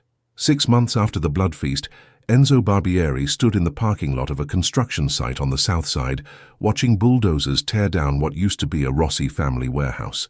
The building where he'd conducted his first collection as a young soldier, where he'd learned the difference between respect and fear, where he'd become someone he barely recognized anymore. His phone rang. A number he recognized, his lawyer. Enzo, the federal prosecutor's office just called. They're offering a deal. What kind of deal? Full immunity in exchange for testimony about specific operations detailed in Salvatore's journal. They don't want you for anything you did under his orders. They want you for information about current criminal enterprises that are still running. Enzo was quiet.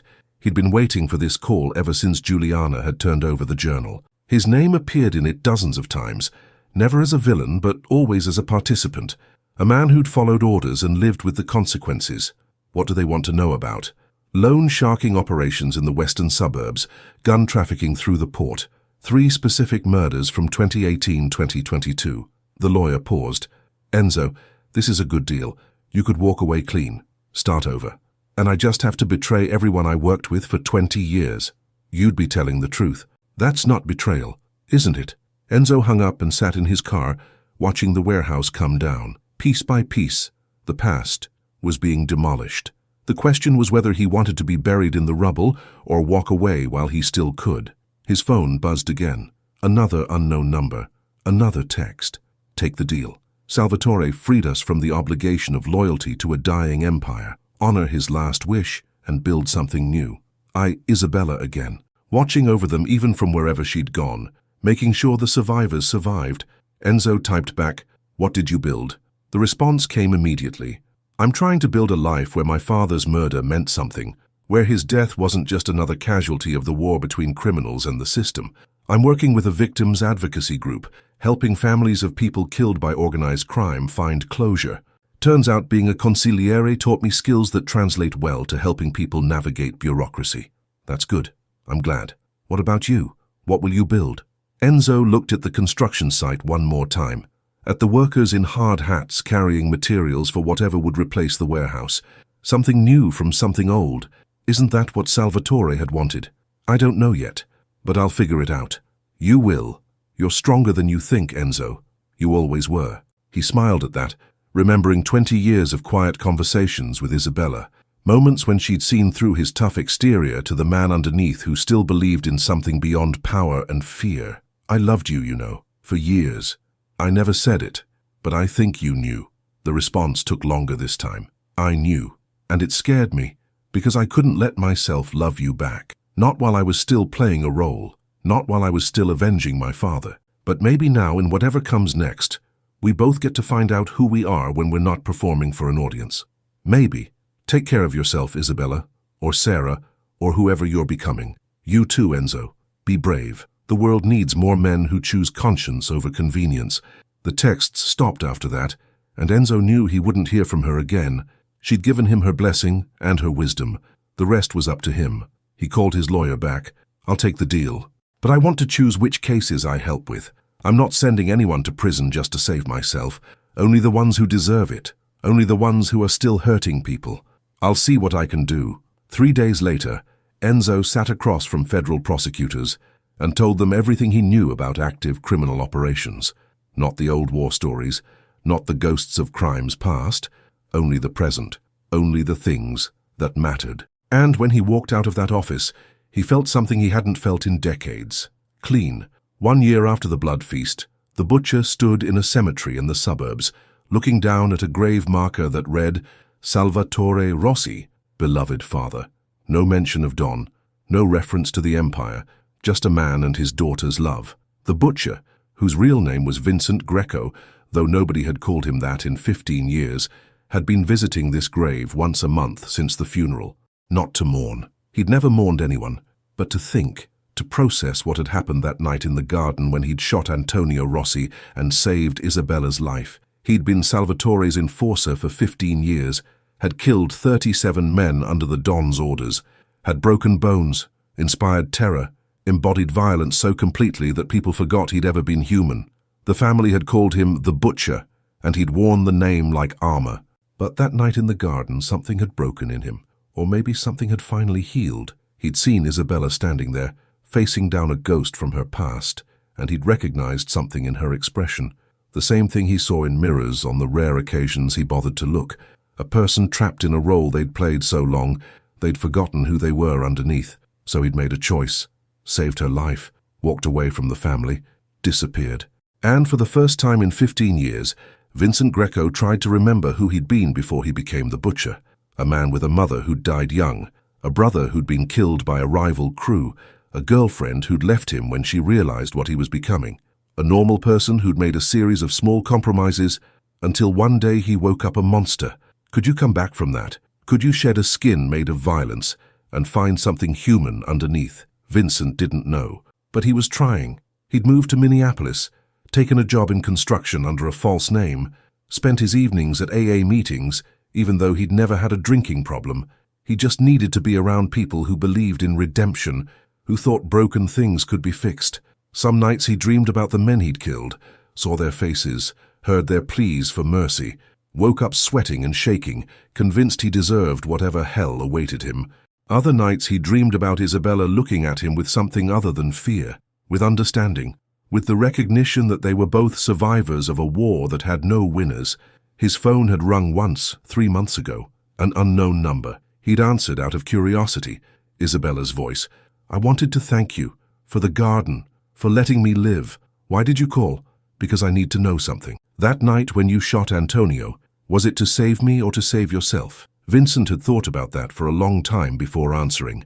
Both. He represented everything wrong with the life, everything that turned people into weapons. "I killed him because you deserved to live and because I needed to prove I was still capable of doing something that wasn't just obedience. Are you okay? Wherever you are. I'm trying to be. You? Same." A pause, then Isabella had said, "Thank you, Vincent, for remembering your name, for choosing to be him instead of the thing they made you." Then she'd hung up, and he hadn't heard from her since.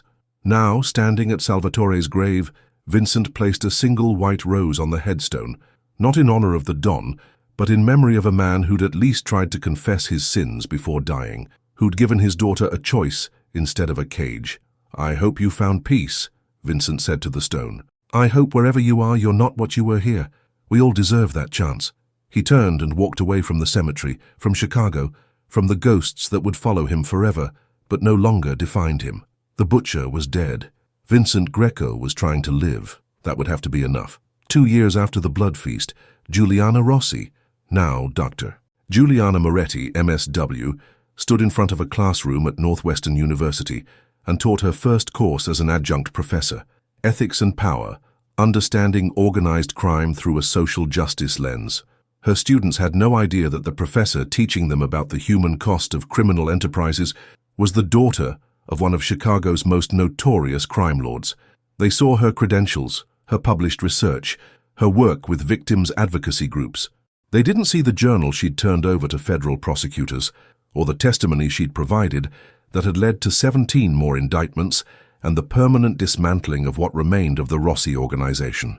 They didn't see the nightmares she still had about finding her father frozen in the Icehouse, or the ghost of his voice she still heard sometimes in quiet moments. They only saw a professor who genuinely cared about helping people understand the cycles of violence and poverty that fed organized crime, who believed that prevention was more powerful than punishment, who fought for communities rather than against criminals. After class, a student approached her desk. "Dr. Moretti, I wanted to thank you for this course. My uncle was killed in a mob hit 10 years ago. Our family never got answers, never got justice. What you're teaching about how these organizations operate, how they destroy families, it helps me understand what happened to us." Giuliana felt her throat tighten. "I'm sorry for your loss. Did they ever find who did it?" "No. The case went cold. But recently a federal prosecutor contacted my mother, said they had new evidence from an old journal or something. They might finally be able to give us answers." Giuliana's father's journal, still helping people, still providing closure 2 years after his death. "I hope they do," she said sincerely. "Everyone deserves the truth." That night, she received an email from an address she didn't recognize. Juliana, I hope this finds you well. I've been following your work from a distance, your research, your advocacy, your teaching. Your father would be so proud of what you've become, not because you're powerful or feared, but because you're good, truly good. I'm writing to tell you something I should have told you the night of the blood feast. I loved your father, not romantically, but the way you love someone who sees you completely and still chooses to trust you. He gave me purpose when I had nothing but revenge, gave me family when I had only ghosts, and at the end he gave me freedom. You asked me once what I was building. The truth is I'm still figuring that out. I work with families of victims now, helping them navigate the justice system, find closure, heal. It doesn't erase what I did as his consigliere, doesn't absolve me of the blood on my hands, but it means something. It matters. I wanted you to know that you're not alone in trying to transform pain into purpose. We're all doing it in our own ways. Me with victims advocacy, Enzo with his testimony and his construction business, even Vincent with his quiet attempt at ordinary life. Your father's last gift wasn't the empire or the money or even the journal. It was the permission to be something other than what he was, to break the cycle, to choose light over darkness, even when darkness feels safer. You're doing it beautifully. Be well, Juliana, and know that somewhere in the world, the consigliere who once whispered death sentences is now whispering hope. With love and respect, Isabella, Sarah. Juliana read the email 3 times, then saved it in a folder she'd labeled Family. Not the family of blood and violence, but the family of survivors. The people who'd walked through fire and come out changed, but not destroyed. She opened her laptop and began writing her response. Dear Isabella, thank you for the email, for the blood feast, for helping my father find his courage at the end, for showing me that redemption isn't about erasing the past, but about building a future that honors the pain we've survived. I think about you often, wonder where you are, who you're helping, whether you've found peace. I hope you have. You deserve it more than anyone I know. You asked once what I was building. I'm building a world where daughters don't have to choose between loving their fathers and condemning their crimes. Where violence doesn't have to be inherited like eye color or bone structure. Where people get second chances, even when they don't deserve them. It's hard work. Some days I want to give up, to stop fighting against the tide of generational trauma and cyclical violence. But then I remember my father choosing to freeze rather than bow. I remember you choosing to expose the truth rather than run. I remember that courage isn't the absence of fear, but the decision to act despite it. So I keep building, keep teaching, keep hoping that somewhere in some small way I'm making the world a little less like the one my father ruled. Thank you for being part of my family, the real one. With gratitude and love, Juliana. She hit send and felt something settle in her chest, a peace she hadn't known she'd been searching for. Her father was dead, his empire was ash, but his daughter was alive and free, and building something beautiful from the ruins. That was enough. That was everything. Outside her apartment window, Chicago glittered in the darkness, a city of second chances and forgotten sins, of ghosts and daughters, of people trying desperately to be better than their worst moments. The blood feast was over. The morning had ended, and from the frozen silence of an Icehouse tragedy, new life was slowly, painfully, hopefully beginning to grow. 5 years after the blood feast, Isabella Mancini walked into a community center in Pilsen and saw the ghost of Salvatore Rossi standing in the corner. She stopped breathing. The figure turned, and Isabella realized it wasn't a ghost at all, but a young man, maybe 23, 24, with Salvatore's amber eyes and the same sharp jawline. He wore jeans and a northwestern hoodie, nothing like the expensive suits the Don had favored, but the resemblance was unmistakable. Juliana appeared at Isabella's elbow, smiling. I see you've noticed him. Come on, I'll introduce you. Who is he? Someone you need to meet. Trust me. They crossed the community center, a converted warehouse that Juliana had helped fund through her foundation, a place that offered job training, counseling, and support services to families affected by gang violence and organized crime. Isabella had flown in from Seattle at Juliana's request, told only that there was someone important she needed to see. The young man looked up as they approached, and his eyes widened in recognition. You're Isabella Mancini, he said. I used to be. Now I'm Sarah Hartley. And you are? Michael Rossi, Salvatore's nephew, Antonio's son. The world tilted. Antonio's son. The child of the man who'd killed her father, the traitor who'd faked his death. the ghost who'd tried to kill her in the garden 5 years ago. Isabella's hand instinctively moved toward where she used to carry a gun, but she'd given up weapons 3 years ago, had promised herself she was done with violence. Michael held up his hands. "I'm not here to hurt anyone. I'm here because Juliana thought we should meet, because we have something in common." What could we possibly have in common? We're both children of murderers trying to figure out how to live with that. Isabella looked at Juliana, who nodded encouragingly. "Let's sit," Juliana suggested, guiding them to a quiet corner of the center. "Michael has been volunteering here for 6 months. He's studying criminal justice at Northwestern, wants to be a prosecutor. When he found out about my connection to the Rossi family, he came to me with questions." "What kind of questions?" Isabella asked, her voice careful. Michael took a breath. "I grew up thinking my father was dead, killed by his own brother in some mob war. My mother raised me alone, changed our names, moved us to Denver to get away from Chicago. I had a normal childhood, little league, school dances, college applications. Then, 3 years ago, my mother died of cancer. And while going through her things, I found documents, letters, photographs." He pulled out his phone and showed Isabella a picture. Antonio Rossi, alive and well, dated 2 years before his supposed death, standing with a woman and a young child, Michael and his mother. "He faked his death and abandoned us," Michael continued. "Left my mum to raise me alone while he hid and plotted whatever twisted revenge he was planning. When I found out, I came back to Chicago, started digging into the family history, into what really happened. That's when I found the file Isabella left in that safe house under the bakery." Isabella's chest tightened. "The file labeled The Truth About Chicago. Yes, it had everything.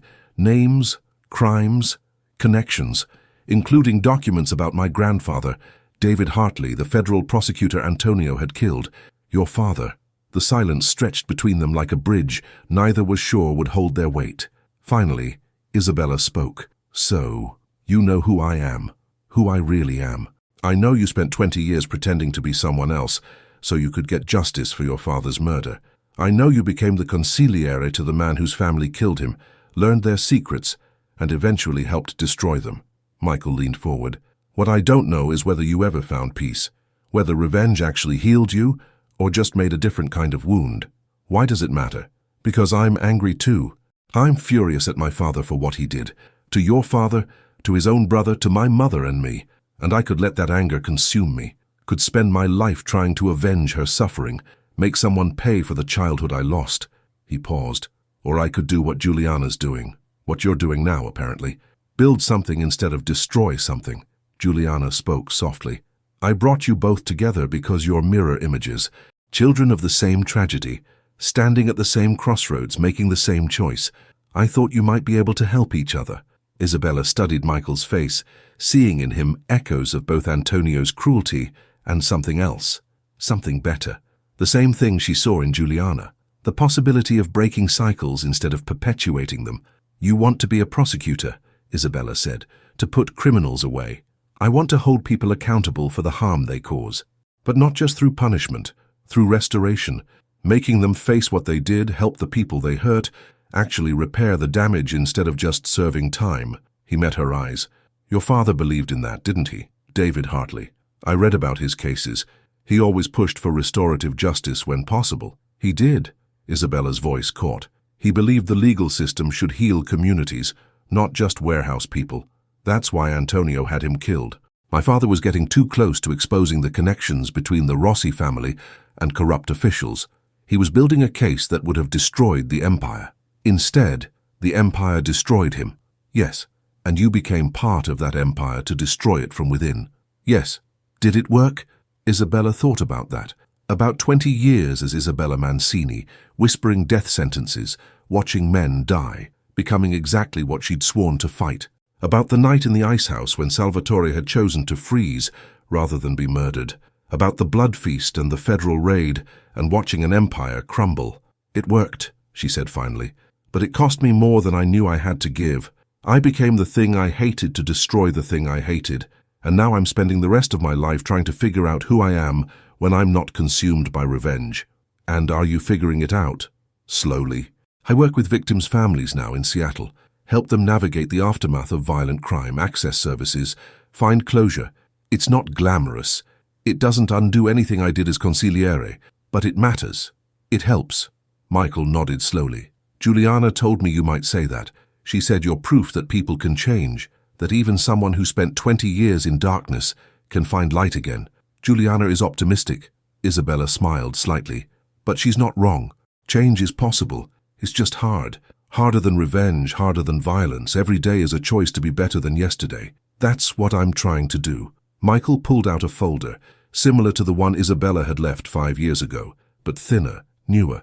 I've been documenting still active criminal operations connected to the old Rossi network. People who avoided prosecution, who rebranded but didn't reform. I'm going to law school next year, and when I graduate, I'm going to take them down, legally, permanently. He handed the folder to Isabella. She opened it and saw names she recognized. Associates who'd scattered after the blood feast. Lieutenants who'd started new operations in new cities. The Hydra's heads still alive and feeding. Why show me this?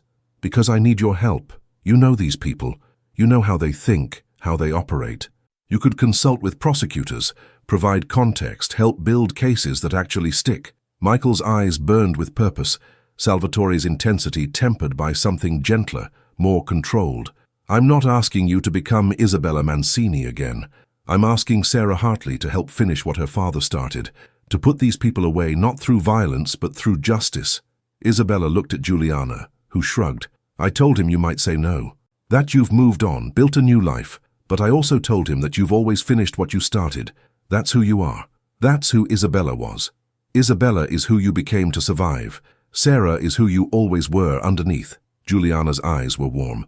And Sarah Hartley's father raised her to believe in the law, in justice, in making things right through the system instead of outside it. This is your chance to honor that, to be David Hartley's daughter again, instead of Isabella Mancini, the Consigliere. Isabella closed the folder and stood, walking to the window. Outside, kids played basketball in the community center's court. Parents watched from benches. Normal people living normal lives, unaware that 3 survivors of a Mafia war were deciding the future inside. She thought about her father, about David Hartley, the prosecutor who'd believed the law could heal, about how he'd died for that belief, and how she'd spent 20 years avenging him through violence instead of honor. What would he want her to do now? The answer came easily. Finish his work, the right way, the legal way, the way that actually mattered. Isabella turned back to Michael. I'll help you, but on 3 conditions. Name them. First, we do this completely by the book. No shortcuts, no vigilante justice, no becoming what we're fighting. Everything legal, everything ethical, everything my father would have approved of. Agreed. Second, we focus on active threats. People still hurting communities, still profiting from violence. The ones who've genuinely left the life and aren't causing harm. We leave them alone. This isn't about revenge, it's about protection. Agreed. Third, Isabella looked at Juliana. We bring her in. Her foundation, her resources, her connections. We build a coalition, law enforcement, community advocates, former criminals who want to help. We don't just prosecute, we prevent, we heal, we rebuild. Juliana smiled. I was hoping you'd say that. Michael extended his hand. Partners? Isabella shook it. Partners. But I have one question first. What? When you found out what your father did, to my father, to Salvatore, to everyone, what did you feel? Michael was quiet for a long moment. Relief. Because it meant I didn't have to wonder anymore whether I inherited evil. I could see what he chose and choose differently. I could be Antonio's son without being like Antonio. He paused. What did you feel when Salvatore died? Grief. Not for the Don, but for the man who'd been my mentor and my warden and my family for 20 years. The man who chose to die with honor instead of live with dishonor. I hated what he'd built and loved who he was trying to become at the end. Isabella's voice softened. That's the thing about people, Michael. We're not just one thing, we're contradictions wrapped in choices, and every day we get to choose which contradiction wins. I choose to be better than my father. Then we have something in common after all. Over the next 3 years, Isabella, Michael and Juliana built something unprecedented. The Hartley Initiative, named for David Hartley and his vision of restorative justice, became a model for how communities could address organized crime through a combination of prosecution, prevention, and healing. Isabella consulted with federal prosecutors, providing insight into criminal operations while maintaining her new identity as a victim's advocate. Michael graduated law school top of his class and joined the U.S. Attorney's Office, specializing in organized crime with a focus on dismantling networks rather than just imprisoning individuals. Juliana's foundation provided resources for communities affected by gang violence, offering alternatives to the pipeline that fed young people into criminal enterprises. Together, they helped prosecute 43 cases, dismantled 7 major criminal organizations, and provided support services to over 2,000 families affected by organized crime. But it wasn't easy. There were threats, attempts on their lives, former associates from the Rossi family who saw them as traitors. Nights when Isabella woke up hearing Salvatore's voice, wondering if she'd betrayed him by helping destroy what remained of his world. Nights when Michael struggled with the weight of his father's sins, convinced he'd inherited some fundamental brokenness. Nights when Juliana looked at old photographs of her family and grieved for the normal childhood she'd never had. But they kept going, kept building, kept choosing light over darkness, even when darkness felt easier. And slowly, Chicago began to heal. 8 years after the blood feast, on a cold February morning that echoed the day Salvatore had died, the three of them stood together at his grave. Juliana placed fresh flowers on the headstone. "I still miss him. Is that wrong?" "No," Isabella said. "Love doesn't stop just because someone did terrible things. It just becomes more complicated." "I never knew him," Michael said, "but I know he chose to die exposing corruption instead of living with it. That takes courage." "It does." Isabella touched the cold stone. "Salvatore, if you're listening, wherever you are, I want you to know we kept our promise. We protected Juliana. We used the truth you left behind. We built something better from the ashes." A wind swept through the cemetery, cold and clean, carrying away the last of winter. Juliana spoke quietly. "I used to hear his voice, after he died, telling me to find you, Isabella, to discover the truth. I thought I was going crazy. Maybe you were hearing what you needed to hear, what he would have said if he could have.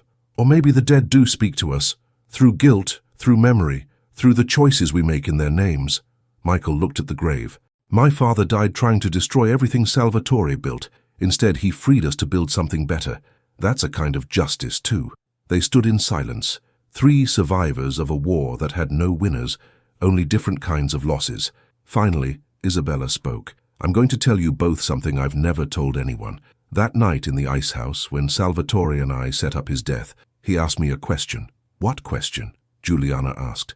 "He asked if I thought redemption was possible for someone who'd done the things he'd done, who'd ordered deaths, destroyed lives, built an empire on suffering."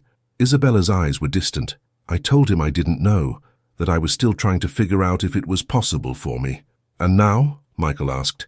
8 years later, do you know? I think redemption isn't about erasing what we did. It's about what we do next. Salvatore couldn't undo his crimes, but he could expose them. He could give his daughter a choice. He could die choosing honesty over power. Isabella met their eyes. That's not erasure. That's transformation. And if he could transform at the end, maybe we all can. Every day, with every choice. Juliana took Isabella's hand on one side, Michael's on the other. We're proof of that. The Consigliere, the Don's daughter, and the traitor's son, building justice instead of empires, healing instead of hurting. Salvatore would be proud, Isabella said softly. So would David Hartley, Michael added. They stood together as the sun broke through winter clouds, warming the frozen ground, and Isabella felt something she hadn't felt in 30 years. Peace. Not the absence of pain, but the presence of purpose. Not forgetting the past, but transforming it into something that mattered. The ghosts were still there. Salvatore's voice in quiet moments, her father's memory in every choice, Antonio's betrayal in every shadow. But they were no longer chains. They were teachers, reminders, proof that even the darkest stories could have chapters of light. 10 years after the blood feast, Isabella received a letter. It came to her office at the Hartley Initiative, addressed to Sarah Hartley in handwriting she didn't recognize. Inside, a single page. Dear Isabella, I still think of you that way. You don't know me, but you saved my life 10 years ago. I was one of the soldiers at the blood feast that night when the feds raided. I was 22, stupid, convinced the Mafia life was the only way forward for someone like me. You probably don't remember, but as we were being arrested, you looked at me and said, "This is your chance. Take it." I didn't understand then, but in prison I thought about those words, thought about the choice you'd made to leave, to rebuild, to be something other than what the life demanded. When I got out 3 years ago, I could have gone back to the streets, could have rejoined what was left of the organization. Instead, I went to community college, got a degree, started working with at-risk youth, trying to keep them from making the mistakes I did. Last week, I prevented a kid from joining a gang, told him my story, told him about the blood feast and the Consigliere who walked away. I wanted you to know that your choice rippled, that walking away inspired someone else to walk away. That transformation is contagious. Thank you for showing me it was possible. Respectfully, a former soldier. Isabella read the letter 3 times, then pinned it to the wall in her office alongside dozens of others. Letters from families she'd helped, from former criminals rebuilding their lives, from people who'd found hope in unlikely places. Evidence that Salvatore's death had meant something, that her 20 years as Consigliere, as terrible as they were, had positioned her to help in ways she couldn't have otherwise, that even the darkest paths could lead to light if you were willing to turn around. 15 years after the blood feast, on the anniversary of Salvatore's death, Isabella, Juliana, and Michael stood together in the same community center where they'd first met and cut the ribbon on. A new wing, the Rossi Memorial Hall, named not to glorify Salvatore's crimes, but to acknowledge that complicated people could leave complicated legacies. The hall would house a museum about organized crime's impact on Chicago communities, educational programs about the cycles of violence and poverty that fed criminal enterprises, and support services for families still healing from Mafia-related trauma. The dedication plaque read, "In memory of those who were lost to the violence of organized crime, and in hope for those who choose a different path. May we learn from the past without being bound by it. May we honor the dead by living well." A small crowd gathered, former associates who'd left the life, families who'd lost loved ones, community activists, prosecutors, social workers, people from every part of the story, united by the belief that transformation was possible.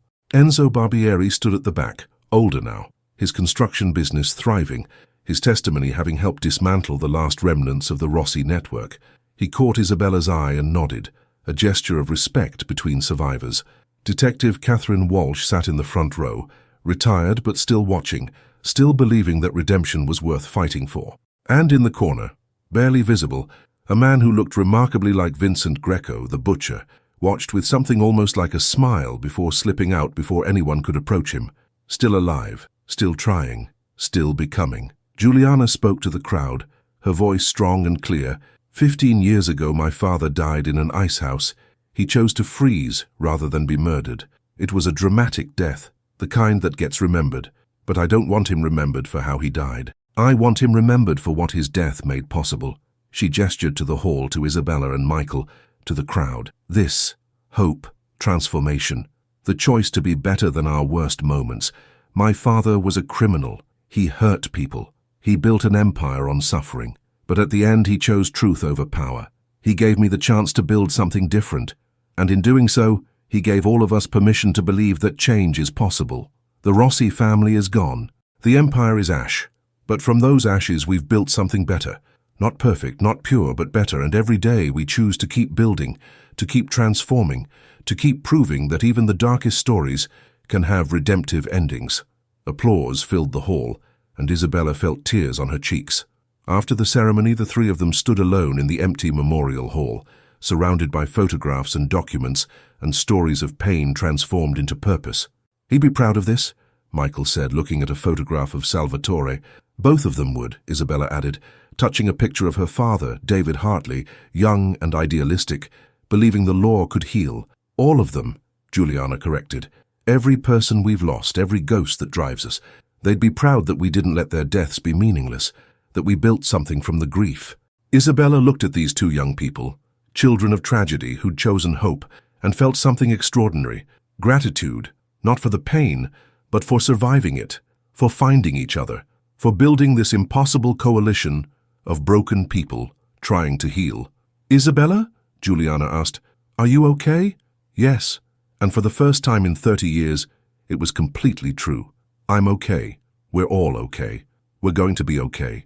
20 years after the blood feast, Isabella Mancini, Sarah Hartley, published a memoir, The Consigliere's Confession, 20 Years in the Shadows of Chicago's Mafia.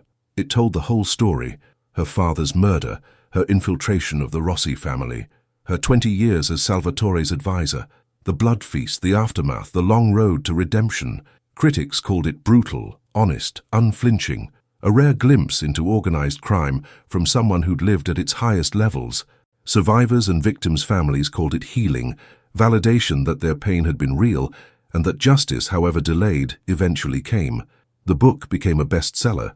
Isabella donated every penny to the Hartley Initiative, funding programs in 15 cities, helping thousands of families find their way out of the cycles that had trapped them. On the book tour, a young woman approached her after a reading in Seattle. "Ms. Hartley, I wanted to thank you for writing this. My father was killed by the Rossi organization 25 years ago. Your book was the first time anyone acknowledged what that did to our family, the first time someone in that world admitted the human cost." Isabella took the woman's hands. "I'm sorry, for your father, for the pain, for my part in a system that destroyed so many lives. Do you think my father would forgive you? If he could?" Isabella thought about David Hartley, about Salvatore Rossi, about all the ghosts she carried. "I think your father, wherever he is, would want you to heal, would want you to build a life that isn't defined by his death. That's the best forgiveness any of us can hope for, that the people we hurt find ways to thrive despite us." The woman nodded, crying, and Isabella held her while she wept for a father lost to a war that should never have been fought. This was the work now. Not whispering death sentences, but offering comfort. Not building empires, but healing communities. Not being the Consigliere, but being Sarah Hartley, David's daughter, finally living the life he would have wanted for her. 25 years after the blood feast, Isabella stood alone in a cemetery in Chicago. Not Salvatore's grave this time, but her father's.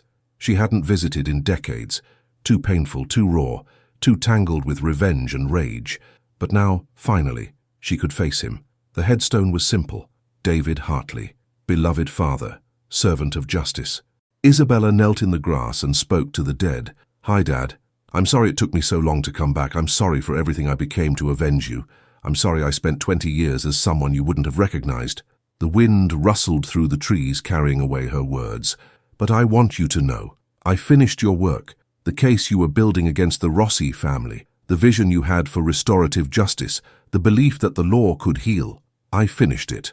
Not the way you would have, not perfectly, but I finished it." She placed a copy of her memoir on the grave. "The Hartley Initiative is named for you.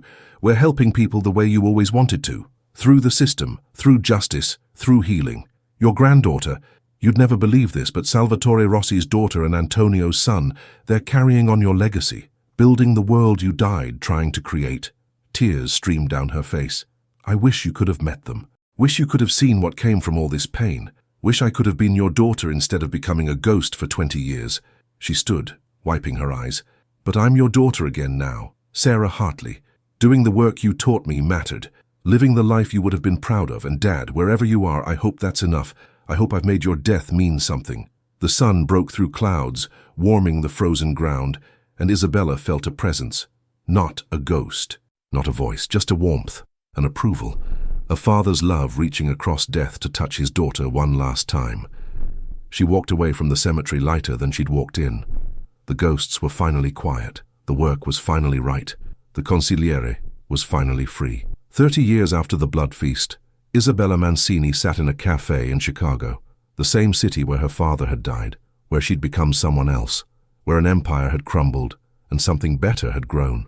Across from her sat Juliana, now 43, director of the Hartley Initiative, mother of 2, professor emeritus at Northwestern. Beside Juliana sat Michael, now 38, federal prosecutor, father of 1, architect of 17 successful organized crime prosecutions that had dismantled networks without just filling prisons. They met here once a year, on the anniversary of Salvatore's death, to remember and to celebrate. 30 years, Juliana said softly. Hard to believe. Seems like yesterday and a lifetime ago, Michael agreed. Both, Isabella said. That's the thing about trauma and healing. Time doesn't move linearly. Some days I'm still in that Icehouse. Other days that life feels like it happened to someone else. Are you happy? Juliana asked. Really happy. Isabella considered the question. At 68, she'd lived more than half her life beyond the blood feast, had built a career helping others, had formed relationships not based on fear or power, had published 3 books, had mentored hundreds of people trying to leave criminal lives behind. She'd never married, never had children, carried scars that would never fully heal, but she'd also transformed pain into purpose, had honored her father's memory by finishing his work, had helped dismantle the system that killed him while building something better in its place. "I'm happy enough," she said finally. "I'm at peace, and 30 years ago I never thought I'd be able to say that." They sat in comfortable silence, three survivors who'd become a family forged not by blood, but by shared transformation. Finally, Michael spoke. "I have something to tell you both. I'm leaving the prosecutor's office." Both women looked at him in surprise. "Why?" Juliana asked. "Because I've been fighting the same fight for 15 years. And I'm starting to realize that prosecution isn't enough. We need prevention. We need to address the poverty and lack of opportunity that feeds people into criminal enterprises in the first place." He pulled out a folder. "I'm running for city council, on a platform of restorative justice, community investment, and alternatives to incarceration." Isabella smiled. "Your grandfather, both of them, actually, would be proud." "I hope so. I want to build the world they couldn't. The world where people don't have to choose between survival and criminality." "You will," Juliana said confidently, "and the Hartley Initiative will support you every step of the way." They talked for hours, making plans, sharing stories, laughing at memories that had once been too painful to speak about. Three people who'd walked through hell and come out believing in heaven. As they prepared to leave, Isabella looked at her companions, her family, her legacy, her proof that transformation was possible. "Thank you," she said quietly. "For what?" Michael asked. "For finishing what your grandfathers started, for being better than your fathers, for choosing light when darkness was easier, for making the blood feast mean something.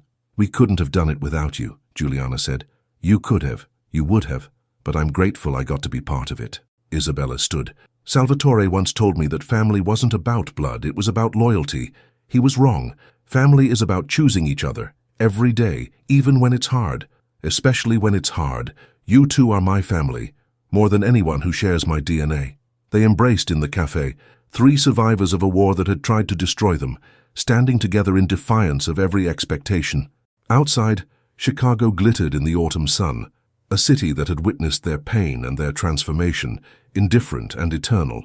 The Consigliere who'd vanished after the Mafia boss's Icehouse tragedy had returned, not to the shadows, not to violence, but to the light she'd helped create from the ashes of an empire. And in that light she finally found the thing she'd been searching for since the day her father was murdered 45 years ago. Home, not a place, not a building, but a feeling of belonging earned through suffering and transformation. The ghosts were quiet now, the work was good. The Consigliere was free, and in a cemetery in Chicago, beneath two headstones, one for David Hartley, one for Salvatore Rossi, the wind whispered stories of daughters and sons who'd been brave enough to choose redemption over revenge, who'd built cathedrals from ruins, who'd proved that even the darkest nights eventually give way to dawn. The story of Isabella Mancini was over. The story of Sarah Hartley would continue. And somewhere in Chicago, a young person stood at a crossroads, deciding whether to choose the life or walk away. And because of what Isabella, Juliana, and Michael had built, that young person had a choice, had resources, had hope. That was the legacy. Not empires, not power, not fear, but the simple, revolutionary act of giving people a chance to be better than their circumstances. Salvatore Rossi had frozen in an icehouse 30 years ago, but the warmth he'd made possible, through his daughter's courage, through his final confession, through the catalyst of his death, that warmth was spreading still, melting ice, thawing hearts, giving life where there had been only death. The blood feast was over. The healing had begun. And it would continue, generation after generation, ghost after ghost, until the cycles were finally broken, and Chicago, beautiful, brutal, beloved Chicago, could rest in peace. The end, but also the beginning, always the beginning.